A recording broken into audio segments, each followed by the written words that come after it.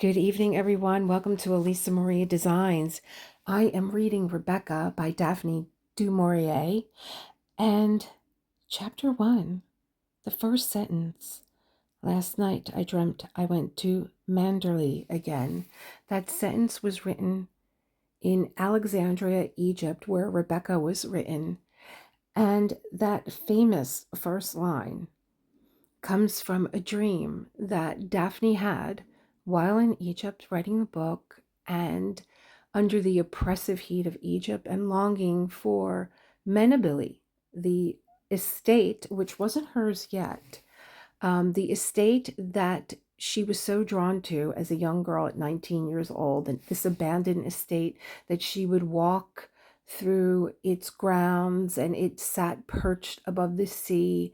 It was the inspiration for Manderley and her longing to go back home to the Cornish countryside is where the inspiration from Manderley comes from. Chapter 1. Last night I dreamt I went to Manderley again. It seemed to me I stood by the iron gate leading to the drive, and for a while I could not enter, for the way was barred to me. There was a padlock and chain upon the gate. I called in my dream to the lodge-keeper and had no answer, and peering closer through the rusted spokes of the gate, I saw that the lodge was uninhabited. No smoke came from the chimney, and the little lattice windows gaped forlorn.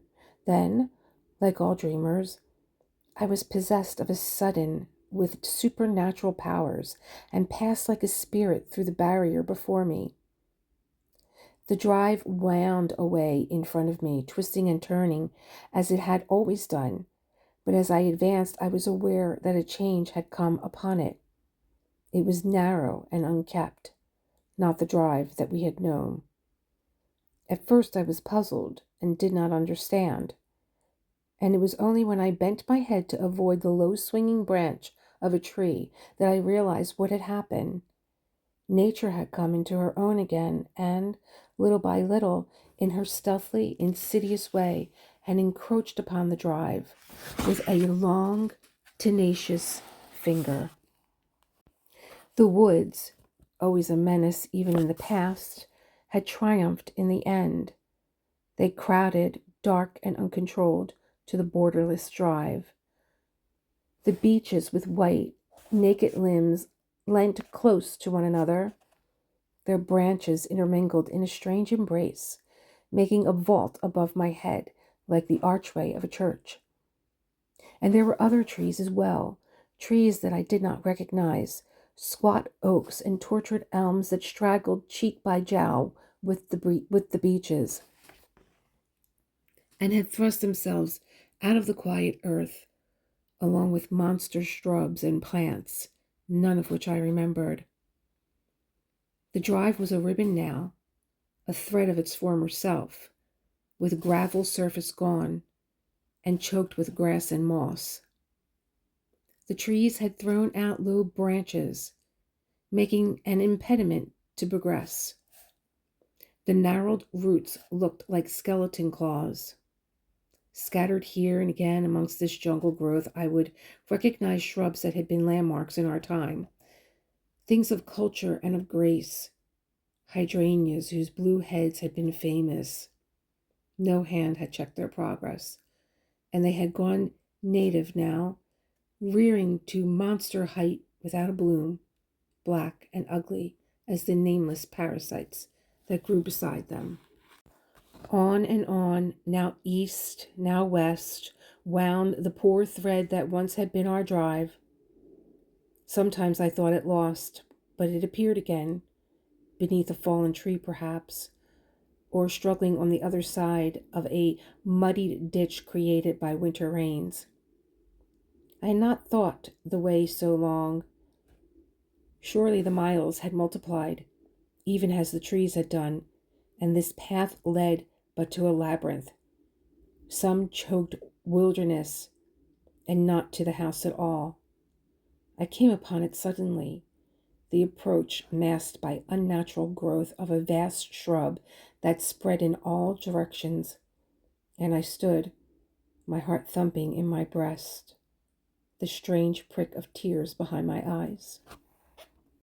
There was Manderley, our Manderley, secretive and silent as it had always been, the gray stone shining in the moonlight of my dream, the maligned windows reflecting the green lawns and the terrace. Time could not wreck the perfect symmetry of those walls, nor the site itself, a jewel in the hollow of a hand.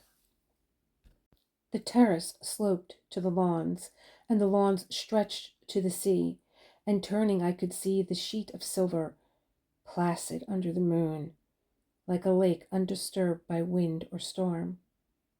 No waves would come to ruffle this dream water, and no bulk of cloud, wind-driven from the west, obscure the clarity of this pale sky.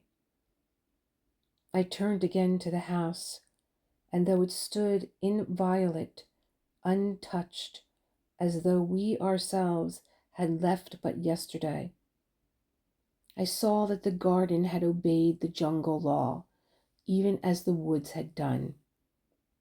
The rhododendrons stood 50 feet high, twisted and entwined and bracken, and they had entered into alien marriage with a host of nameless shrubs, poor bastard things that clung about their roots as though conscious of their spurious origin. A lilac had mated with a copper beech, and to bind them yet more closely to one another, the malevolent ivy, always an enemy to grace, had thrown her tendrils about the pair and made them prisoners. Ivy held prior place in this lost garden. The long strands crept across the lawns and soon would encroach upon the house itself. There was another plant, too, some half-breed from the woods, whose seed had been scattered long ago beneath the trees and then forgotten, and now, marching in unison with the ivy, thrust its ugly form like a giant rhubarb towards the soft grass where the daffodils had blown. Nettles were everywhere, the vanguard of the army. They choked the terrace. They sprawled about the paths. They leant, vulgar and lanky, against the very windows of the house. They made indifferent sentinels, for in many places their ranks had been broken by the rhubarb plant. And then they lay with crumpled heads and listless stems, making a pathway for the rabbits. I left the drive and went on to the terrace, for the nettles were no barrier to me, a dreamer. I walked, enchanted, and nothing held me back. Moonlight can play odd tricks upon the fancy, even upon a dreamer's fancy. As I stood there, hushed and still, I could swear that the house was not an empty shell, but lived and breathed as it had lived before. Light came from the windows. The curtains blew softly in the night air, and there, in the library, the door would stand half open, as we had left it, with my handkerchief on the table beside the bowl of autumn roses. The room would bear witness to our presence, the little heap of library books marked ready to return, and the discarded copy of the Times, ashtrays with the stub of a cigarette, cushions with the imprint of our heads upon them, lolling in chairs, the charred embers of our log fire still smoldering against the morning.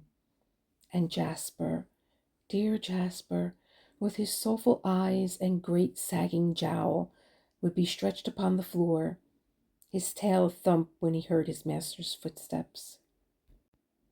A cloud, hitherto unseen, came upon the moon, and hovered an instant like a dark hand before a face. The illusion went with it, and the lights in the windows were extinguished. I looked upon a desolate shell, soulless at last, unhaunted, with no whisper of the past about its staring walls. The house was a sepulchre. Our fear and suffering lay buried in the ruins. There would be no resurrection. When I thought of Manderley in my waking hours, I would not be bitter. I should think of it as it might have been, could I have lived there without fear. I should remember the rose garden in the summer, and the birds that sang at dawn, tea under the chestnut tree, and the murmur of the sea coming up to us from the lawns below. I would think of the blown lilac and the happy valley. These things were permanent. They could not be dissolved. They were memories that cannot hurt. All this I resolved in my dream while the clouds lay across the face of the moon, for like most sleepers, I knew that I dreamed. In reality, I lay many hundred miles away in an alien land and would awake before many seconds had passed in the bar little hotel room, comforting in its very lack of atmosphere. I would sigh a moment, stretch myself in turn, and opening my eyes, be bewildered at the glittering sun, that hard, clean sky, so different from the soft moonlight of my dream. The day would lie before us, both long, no doubt, and uneventful, but fraught with a certain stillness, a dear tranquility we had not known before. We would not talk of Manderley. I would not tell my dream, for Manderley was ours no longer. Manderley was no more. Chapter 2. We can never go back again, that much is certain. The past is still too close to us. The things we have tried to forget and put behind us would stir again, and that sense of fear, of furtive unrest struggling at length to blind unreasoning panic, now mercifully stilled, thank God, might in some manner unforeseen become a living companion as it had been before. He is wonderfully patient and never complains, not even when he remembers, which happens, I think, rather more often than he would have me know. I can tell by the way he will look lost and puzzled suddenly, all expression dying away from his dear face as though swept clean by an unseen hand, and in its place a mask will form, a sculptured thing, formal and cold, beautiful still but lifeless. He will fall to smoking cigarette after cigarette, not bothering to extinguish them, and the glowing stubs will lie around on the ground like petals. He will talk quickly and eagerly about nothing at all, snatching at any subject as the panacea to pain. I believe there is a theory that men and women emerge finer and stronger after suffering, and that to advance in this or any world we must endure ordeal by fire. This we have done in full measure, ironic though it seems. We have both known fear and loneliness and very great distress. I suppose sooner or later in life of everyone comes a moment of trial. We all of us have our particular devil who rides us and torments us, and we must give battle in the end. We have conquered ours, or so we believe. The devil does not ride us any more. We have come through our crisis, not unscathed, of course. His premonition of disaster was correct from the beginning, and like a ranting actress in an indifferent play, I might say that we have paid for freedom. But I have had enough melodrama in this life, and would willingly give my 5 senses if they could ensure us our present peace and security. Happiness is not a possession to be prized. It is a quality of thought, a state of mind. Of course, we have our moments of depression, but there are other moments too, when time, unmeasured by the clock, runs on into eternity, and, catching his smile, I know we are together. We march in unison. No clash of thought or of opinion makes a barrier between us. We have no secrets now from one another. All things are shared. Granted that our little hotel is dull and the food indifferent, and that day after day dawns very much the same, yet we would not have it otherwise. We should meet too many of the people he knows in any of the big hotels. We both appreciate simplicity, and if we are sometimes bored, well, boredom is a pleasing antidote to fear. We live very much by routine, and I have developed a genius for reading aloud. The only time I have known him show impatience is when the postman lags, for it means we must wait another day before the arrival of our English mail. We have tried wireless, but the noise is such an irritant, and we prefer to store up our excitement. The result of a cricket match played many days ago means so much to us.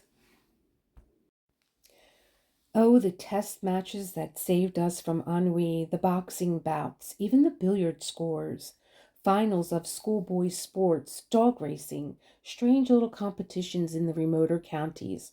All these are grist to our hungry mill. Sometimes old copies of The Field come my way, and I am transported from this indifferent island to the realities of an English spring. I read of chalk streams, of the mayfly, of the sorrel growing in the green meadows, of rooks circling above the woods as they used to do at Manderley. The smell of wet earth comes to me from those thumbed and tattered pages, the sour tang of moorland peat, the feel of soggy moss spattered white in places by the heron's droppings. Once there was an article on wood pigeons, and as I read it aloud, it seemed to me that once again I was in the deep woods at Manderley, with pigeons fluttering above my head. I heard their soft, complacent call, so comfortable and cool on a hot summer's afternoon, and there would be no disturbing of their peace until Jasper came looping along through the undergrowth to find me, his damp muzzle questing the ground. Like all old ladies caught in their ablutions, the pigeons would flutter from their hiding place, shocked into silly agitation, and, making a monstrous to-do with their wings, streaked away from us above the treetops, and so out of sight and sound. When they were gone, a new silence would come upon the place, and I, uneasy for no known reason, would realize that the sun no longer wove a pattern on the rustling leaves, that the branches had grown darker, the shadows longer, and back at the house there would be fresh raspberries for tea. I would rise from my bed of bracken then, shaking the feathery dust of last year's leaves from my skirt, and whistling to Jasper, set off towards the house, despising myself even as I walked, for my hurrying feet, my one swift glance behind. How strange that an article on wood pigeons could so recall the past and make me falter as I read aloud. It was the gray look on his face that made me stop abruptly and turn the pages until I found a paragraph on cricket, very practical and dull. Middlesex batting on a dry wicket at the Oval and piling up interminable dreary runs. How I blessed those stolid, flannelled figures, for in a few minutes his face had settled back into repose. The color had returned, and he was deriding the Surrey bowling in a healthy irritation. We were saved a retreat into the past, and I had learnt my lesson. Read English news, yes, and English sport, politics, and pomposity, but in the future keep the things that hurt to myself alone. They can be my secret indulgence. Color and scent and sound, rain and the lapping of water, even the mists of autumn and the smell of the flood tide. These are memories of Manderley that will not be denied.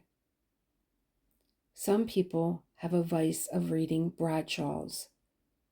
They plan innumerable journeys across the country for the fun of linking up impossible connections. My hobby is less tedious, if as strange. I am a mine of information on the English countryside. I know the name of every owner of British moor, yes, and their tenants too. I know how many grouse are killed, how many partridge, how many head of deer. I know where trout are rising and where the salmon leap. I attend all the meets. I follow every run, even The names of those who walk hound puppies are familiar to me. The state of the crops, the price of fat cattle, the mysterious ailments of swine. I relish them all. A poor pastime, perhaps, and not a very intellectual one, but I breathe the air of England as I read, and can face this glittering sky with great courage. The scrubby vineyards and the crumbling stones become things of no account, for if I wish I can give rein to my imagination and pick foxgloves and pale campions from a wet, streaking hedge. Poor whims of fancy, tender and unharsh, they are the enemy to bitterness and regret, and sweeten this exile we have brought upon ourselves. Because of them I can enjoy my afternoon, and return, smiling and refreshed, to face the little ritual of our tea. The order never varies: 2 slices of bread and butter each, and China tea. What a hide-bound couple we must seem, clinging to custom because we did so in England. Here on this clean balcony, white and impersonal with centuries of sun, I think of 4:30 at Manderley, and the table drawn before the library fire, the door flung open, punctual to the minute, and the performance, never varying, of the laying of the tea, the silver tray, the kettle, the snowy cloth, while Jasper, his spaniel ears adroop, feigns indifference to the arrival of the cakes.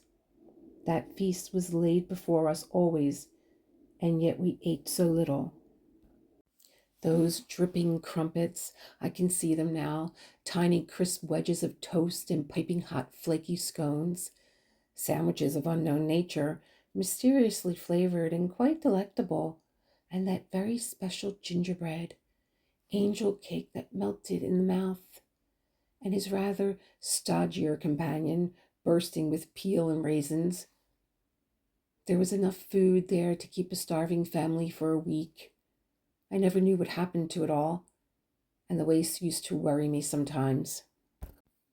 But I never dared ask Miss Danvers what she did about it. She would have looked at me in scorn, smiling that freezing, superior smile of hers, and I can imagine her saying, "There were never any complaints when Mrs. De Winter was alive." Mrs. Danvers. I wonder what she is doing now. She and Fable. I think it was the expression on her face that gave me my first feeling of unrest. Instinctively, I thought, she is comparing me to Rebecca. And sharp as a sword, the shadow came between us. Well, it is over now, finished and done with. I ride no more tormented, and both of us are free. Even my faithful Jasper has gone to the happy hunting grounds, and Manderley is no more. It lies like an empty shell amidst the tangle of the deep woods, even as I saw it in my dream. A multitude of weeds, a colony of birds. Sometimes perhaps a tramp will wander there, seeking shelter from a sudden shower of rain, and, if he is stout-hearted, he may walk there with impunity. But your timid fellow, your nervous poacher, the woods of Manderley are not for him. He might stumble upon the little cottage in the cove, and he would not be happy beneath its tumbled roof, the thin rain beating against a tattoo. There might linger there still a certain atmosphere of stress. That corner in the drive, too, where the trees encroached upon the gravel, is not a place in which to pause, not after the sun has set.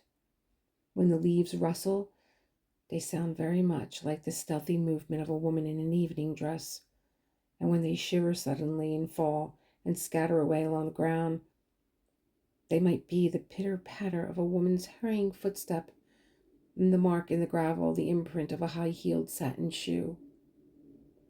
It is when I remember these things that I turn with relief to the prospect from our balcony. No shadows steal upon this hard glare. The stony vineyards shimmer in the sun, and the bougainvillea is white with dust. I may one day look upon it with affection. At the moment it inspires me, if not with love, at least with confidence. And confidence is a quality I prize. although it has come to me a little late in the day. I suppose it is his independence upon me that has made me bold at last. At any rate, I have lost my difference, my timidity, my shyness with strangers. I am very different from that self who drove to Manderley for the first time, hopeful and eager, handicapped by a rather desperate gaucherie, and filled with an intense desire to please. It was my lack of poise, of course, that made such a bad impression on people like Mrs. Danvers. What must I have seemed like after Rebecca? I can see myself now, memory spanning the years like a bridge, with straight bobbed hair and youthful unpowdered face, dressed in an ill-fitting coat and a skirt and a jumper of my own creation, trailing in the wake of Mrs. Van Hopper like a shy, uneasy colt.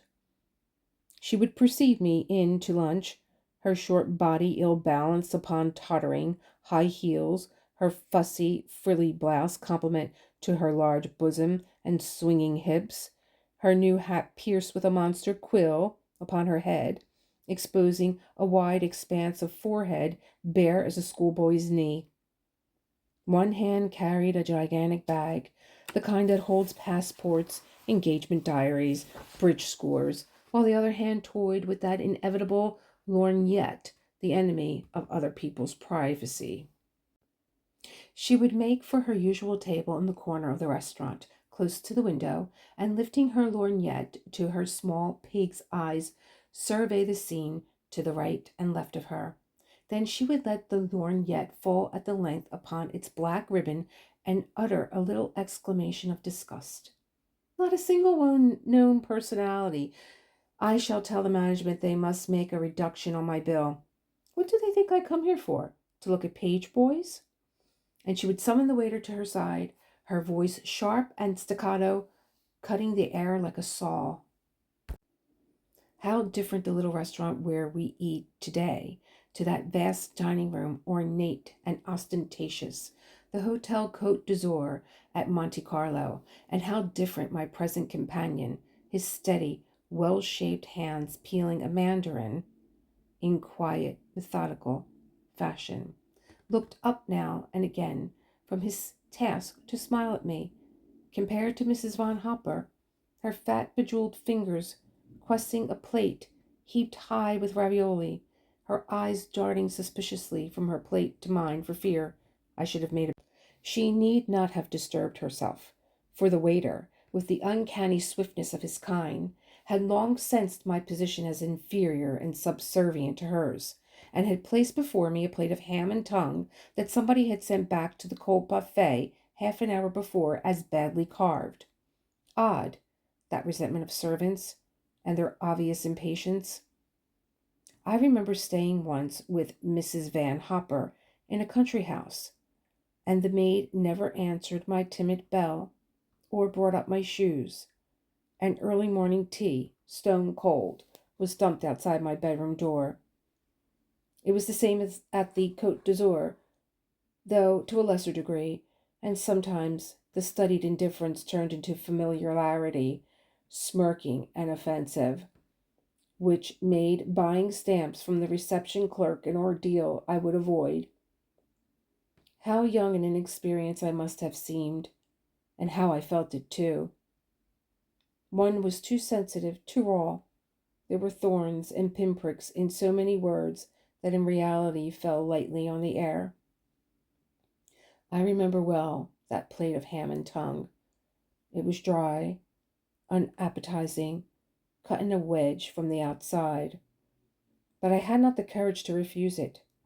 We ate in silence, for Mrs. Van Hopper liked to concentrate on food, and I could tell by the way the sauce ran down her chin that her dish of ravioli pleased her.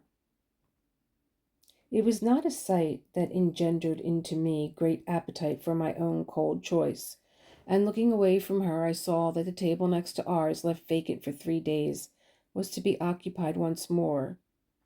The maitre d' of the hotel, with the particular bow reserved for his more special patrons, was ushering the new arrival to his place. Mrs. Van Hopper put down her fork, and reached for her lorgnette. I blushed for her while she stared, and the newcomer, unconscious of her interest, cast a wandering eye over the menu. Then Mrs. Van Hopper folded her lorgnette with a snap and leant across the table to me, her small eyes bright with excitement, her voice a shade too loud. "It's Max de Winter," she said, "the man who owns Manderley. You've heard of it, of course. He looks ill, doesn't he? They say he can't get over his wife's death." Chapter 3. I wonder what my life would be today if Mrs. Van Hopper had not been a snob. Funny to think that the course of my existence hung like a thread upon the quality of hers. Her curiosity was a disease, almost a mania. At first I had been shocked, wretchedly embarrassed, and I would feel like a whipping boy who must bear his master's pains when I watched people laugh behind her back, leave a room hurriedly upon her entrance, or even vanish behind a service door on the corridor upstairs. For many years now, she had come to the Hotel Côte d'Azur, and apart from bridge, her one pastime, which was notorious in Monte Carlo, was to claim visitors of distinction as her friends, had she but seen them once at the other end of the post office. Somehow she would manage to introduce herself, and before her victim had scented danger, she had proffered an invitation to her suite. Her method of attack was so downright and sudden that there was seldom opportunity to escape.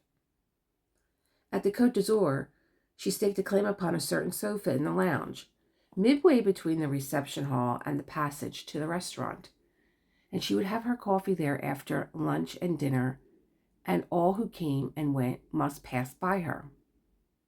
Sometimes she would employ me as a bait to draw her prey, and, hating my errand, I would be sent across the lounge with a verbal message, the loan of a book or paper, the address of some shop or other, the sudden discovery of a mutual friend. It seemed as though notables must be fed to her, much as invalids are spooned their jelly. And though titles were preferred by her, any face once seen in a social paper served as well. Names scattered in a gossip column, authors, artists, actors and their kind, even the mediocre ones, as long as she had learned of them in print. I can see her as though it were yesterday, on that unforgettable afternoon, never mind how many years ago, when she sat at her favorite sofa in the lounge, debating her method of attack. I could tell by her abrupt manner and the way she tapped her lorgnette against her teeth that she was questing possibilities. I knew, too, when she had missed the sweet and rushed through dessert, that she had wished to finish luncheon before the new arrival and install herself where he must pass. Suddenly, she turned to me, her small eyes alit. "Go upstairs quickly and find a letter from my nephew. You must remember the one written on his honeymoon with the snapshot. Bring it down to me right away." I saw then that her plans were formed, and the nephew was to be the means of introduction. Not for the first time I resented the part that I must play in her schemes. Like a juggler's assistant, I produced the props. Then, silent and attentive, I waited on my cue. This newcomer would not welcome intrusion. I felt certain of that. In the little I had learnt of him at lunch, a smattering of hearsay garnered by her 10 months ago from the daily papers and stored in her memory for future use, I could imagine, in spite of my youth and experience of the world, that he would resent this sudden bursting in upon his solitude. Why he should have chosen to come to the Côte d'Azur at Monte Carlo was not our concern. His problems were his own, and anyone but Mrs. Van Hopper would have understood. Tact was a quality unknown to her, discretion too. And because gossip was the breath of life to her, this stranger must be served for her dissection. I found the letter in a pigeonhole in her desk, and hesitated a moment before going down again to the lounge. It seemed to me, rather senselessly, that I was allowing him a few more moments of seclusion. I wished I had the courage to go by the service staircase and so by roundabout way to the restaurant, and there warn him of the ambush. Convention was too strong for me, though, nor did I know how I should frame my sentence. There was nothing for it but to sit in my usual place beside Mrs. Van Hopper while she, like a large complacent spider, spun her wide net of tedium about the stranger's person. I had been longer than I thought, for when I returned to the lounge, I saw he had already left the dining room, and she, fearful of losing him, had not waited for the letter, but had risked a barefaced introduction of her own. He was even now sitting beside her on the sofa. I walked across to them and gave her the letter without a word. He rose to his feet at once, while Mrs. Van Hopper, flushed with her success, waved a vague hand in my direction and mumbled my name. "Mr. De Winter is having coffee with us. Go and ask the waiter for another cup," she said, her tone just casual enough to warn him of my footing. It was meant I was a youthful thing and unimportant, and that there was no need to include me in the conversation. She always spoke in that tone when she wished to be impressive, and her method of introduction was a form of self-protection. For once I had been taken for her daughter, an acute embarrassment for us both. This abruptness showed that I could safely be ignored, and women would give me a brief nod which was served as a greeting and a dismissal in one, while men, with a large relief, would realize they could sink back into a comfortable chair without offending courtesy. It was a surprise, therefore, to find that this newcomer remained standing on his feet, and it was he who made a signal to the waiter. "I'm afraid I must contradict you," he said to her. "You are both having coffee with me." And before I knew what had happened, he was sitting in my usual hard chair, and I was on the sofa beside Mrs. Van Hopper. For a moment she looked annoyed. This was not what she had intended, but soon she composed her face, and thrusting her large self between me and the table, she leant forward to his chair, talking eagerly and loudly, fluttering the letter in her hand. "You know, I recognized you just as soon as you walked into the restaurant," she said, "and I thought, why, there's Mr. De Winter, Billy's friend. I simply must show him those snaps of Billy and his bride, taken upon their honeymoon. And here they are. There's Dora. Isn't she just adorable? That little slim waist, those great big eyes. Here they are sunbathing at Palm Beach. Billy is crazy about her, you can imagine. He had not met her, of course, when he gave that party at Claridge, and where I saw you first. But I dare say you don't remember an old woman like me." There was a provocative glance and a gleam of teeth. "On the contrary, I remember you very well," he said, and before she could trap him into a resurrection of their first meeting, he had handed her his cigarette case, and the business of lighting up stalled her for a moment. "I don't think I should care for Palm Beach," he said, blowing the match, and glancing at him, I thought how unreal he would look against a Florida background. He belonged to a walled city of the 15th century, a city of narrow cobbled streets and thin spires where the inhabitants wore pointed shoes and worsted hose. His face was arresting, sensitive, medieval in some strange, inexplicable way, and I was reminded of a portrait seen in a gallery I had forgotten where, of a certain gentleman unknown. Could one but rob him of his English tweeds and put him in black, with lace at his throat and wrists, he would stare down at us in our new world from a long distance past, a past where men walked cloaked at night and stood in the shadow of old doorways, a past of narrow stairways and dim dungeons, a past of whispers in the dark, of shimmering blades of silent, exquisite courtesy. I wish I could remember the old master who painted that portrait. It stood in a corner of a gallery, and the eyes followed one from the dusky frame. They were talking, though, and I had lost the thread of conversation. "No, not even 20 years ago," he was saying. "That sort of thing has never amused me." I heard Mrs. Van Hopper give her fat, complacent laugh. "If Billy had a home like Manderley, he would not want to play around in Palm Beach," she said. "I'm told it's like a fairyland. There's no other word for it." She paused, expecting him to smile, but he went on smoking his cigarette, and I noticed, faint as gossamer, the line between his brows. I've seen pictures of it, of course, she persisted, and it looks perfectly enchanting. I remember Billy telling me it had all those big places beat for beauty. I wonder you can never bear to leave it? His silence was now painful and would have been patent to anyone else. But she ran on like a clumsy goat, trampling and trespassing on land that was preserved, and I felt the color flood my face, dragged with her as I was into humiliation.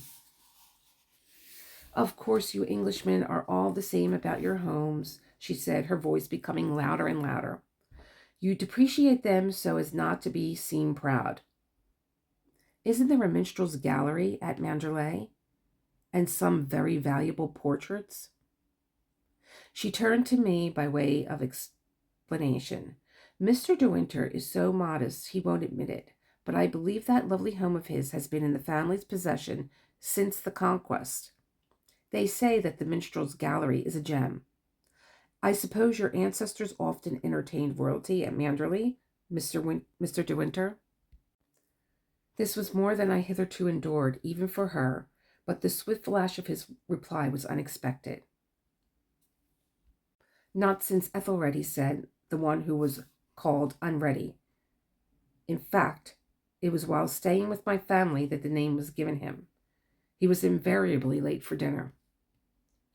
She deserved it, of course, and I waited for her change of face, but incredibly, as it may seem, his words were lost on her, and I was left to writhe in her stead, feeling like a child that had been smacked. Is that really so? She blundered. I had no idea. My history is very shaky, and the kings of England always muddled me. How interesting, though. I must write and tell my daughter. She's a great scholar. There was a pause, and I felt the color flood into my face. I was too young, that was the trouble. Had I been older, I would have caught his eye and smiled, her unbelievable behavior making a bond between us. But as it was, I was stricken into shame and endured one of the frequent agonies of youth. I think he realized my distress, for he leant forward in his chair and spoke to me, his voice gentle, asking if I would have more coffee, and when I refused and shook my head, I felt that his eyes were still upon me, puzzled, reflective. He was pondering my exact relationship to her, and wondering whether he must bracket us together in futility. What do you think of Monte Carlo, or don't you think of it at all? He said. This including of me in the conversation found me at my worst. The royal ex-schoolgirl, red-elbowed and lanky hair, and I said something obvious and idiotic about the place being artificial. But before I could finish my halting sentence, Mrs. Van Hopper interrupted. She's spoiled, Mr. De Winter. That's her trouble. Most girls would give their eyes for a chance of seeing Monty. Wouldn't that rather defeat the purpose? He said, smiling. She shrugged her shoulders, blowing a great cloud of cigarette into the air. I don't think she understood him for a moment. I'm faithful to Monty, she told him. The English winter gets me down, and my constitution just won't stand it. What brings you here? You're not one of the regulars. Are you going to play chemmy, or have you brought your golf clubs? I have not made up my mind, he said. I came away in a hurry. His own words must have jolted a memory, for his face clouded again, and he frowned very slightly. She babbled on, impervious. Of course you miss the fogs at Manderley. It's quite another matter. The West Country must be delightful in the spring. He reached for the ashtray, squashing his cigarette, and I noticed the subtle change in his eyes, the indefinable something that lingered there, momentarily, and I felt I had looked upon something personal to himself with which I had no concern. Yes, he said shortly. Manderley was looking its best. A silence fell upon us. During a moment or two, a silence that brought something of discomfort in its train, and stealing a glance at him, I was reminded more than ever of my gentleman unknown, who was cloaked and secret, walked a corridor by night. Mrs. Van Hopper's voice pierced my dream like an electric bell. I suppose you know a crowd of people here, though I must say Monty is very dull this winter. One sees so few well-known faces. The Duke of Middlesex is here in his yacht, but I haven't been aboard yet. She never had, to my knowledge. You know Nell Middlesex, of course, she went on. What a charmer she is. They always say that second child isn't his, but I don't believe it. People will say anything, won't they, when a woman is attractive? And she is so very lovely. Tell me, is it true that Caxton Hyssop marriage is not a success? She ran on through a tangled fringe of gossip, never seeing that these names were alien to him. They meant nothing, and that as she prattled unaware, he grew colder and more silent. Never for a moment did he interrupt or glance at his watch. It was as though he had set himself a standard of behavior, since the original lapse which he had made a fool of her in front of me, and clung to it grimly rather than offend again. It was a page boy in the end who released him, with the news that a dressmaker awaited Mrs. Van Hopper in the suite. He got up at once, pushing back his chair. "Don't let me keep you," he said. "Fashions change so quickly nowadays, they may have altered by the time you get upstairs." The sting did not touch her. She accepted it as pleasantry. "It's so delightful to have run into you like this, Mr. De Winter," she said as we went towards the lift. "Now I've been brave enough to break the ice. I hope I shall see something of you. You must come and have a drink sometime in the suite. I must have one or two people coming in tomorrow evening. Why not join us?" I turned away so that I should not watch him search for an excuse. "I'm so sorry," he said. "Tomorrow I'm probably driving to Sospel. I'm not sure when I shall get back." Reluctantly, she left it, but we still hovered at the entrance to the lift. "I hope they've given you a good room. The place is half empty, so if you are uncomfortable, mind you make a fuss. Your valet has unpacked for you, I suppose?" This familiarity was excessive, even for her, and I caught a glimpse of his expression. "I don't possess one," he said quietly. "Perhaps you would like to do it for me?" This time his shaft had found its mark, for she had reddened and laughed a little awkwardly. "Why, I hardly think—" she began, then suddenly and unbelievably she turned upon me. "Perhaps you can make yourself useful to Mr. De Winter if he wants anything done. You're a capable child in many ways." There was a momentary pause, while I stood stricken, waiting for his answer. He looked down at us, mocking, faintly sardonic, a ghost of a smile on his lips. "A charming suggestion," he said, "but I cling to the family motto. He travels the fastest who travels alone. Perhaps you have not heard of it?" And without waiting for her answer, he turned and left us. "What a funny thing," said Mrs. Van Hopper as we went upstairs in the lift. "Do you suppose that sudden departure was a form of humor? Men do such extraordinary things. I remember a well-known writer once who used to dart down the service staircase whenever he saw me coming. I suppose he had a penchant for me and wasn't sure of himself. However, I was younger then." The lift stopped with a jerk. We arrived at our floor. The page boy flung open the gates. "By the way, dear," she said as we walked along the corridor, "don't think I mean to be unkind, but you put yourself just a teeny bit forward this afternoon. Your efforts to monopolize the conversation quite embarrassed me, and I'm sure it did him. Men loathe that sort of thing." I said nothing. There seemed no possible reply. "Oh, come, don't sulk," she laughed and shrugged her shoulders. "After all, I am responsible for your behavior here, and surely you can accept advice from an old woman, a woman old enough to be your mother." And humming a tune, she went into the bedroom where the dressmaker was waiting for her. I knelt on the window seat and looked out upon the afternoon. The sun shone very brightly still, and there was a gay high wind. In a half an hour we should be sitting to our bridge, the windows tightly closed, the central heating turned to the full. I thought of the ashtrays I would have to clear, and how the squash stubs stained with lipstick would sprawl in company with discarded chocolate creams. Bridge does not come easily to a mind brought up on Snap and Happy Families. Besides, it bored her friends to play with me. I felt my youthful presence put a curb upon their conversation, much as a parlor maid does until the arrival of dessert, and they could not fling themselves so easily into the melting pot of scandal and insinuation. Her men friends would assume a sort of forced heartiness and ask me jocular questions about history or painting, guessing I had not long left school and this would be my only form of conversation. I sighed and turned away from the window. The sun was so full of promise, and the sea was whipped white with a merry wind. I thought of the corner in Monaco, which I had passed a day or two ago, and where a crooked house lent to a cobbled square. High up in the tumbled roof there was a window, narrow as a slit.